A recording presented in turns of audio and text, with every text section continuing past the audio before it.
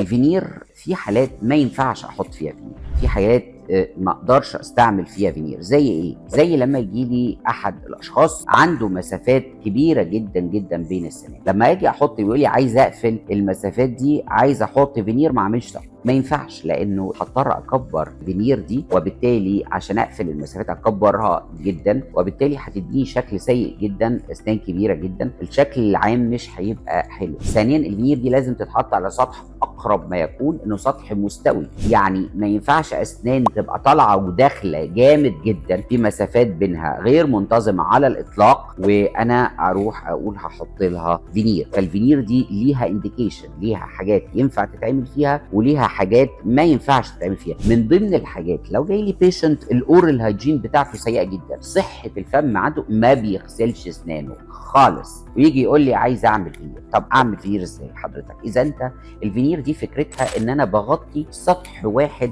بس من السن، ويا دوبك بلمس بقيه الاسطح، يعني بقيه الاسطح بتاعت السنه موجوده زي ما هي. فلو هو ما بيغسلش او هي ما بتغسلش سنانها كويس جدا، ابص الاقي ان التسوس حصل من ظهر الفينير كلها، وبالتالي انا في الاخر خسرت السنان مش كسبت السنان الموجوده.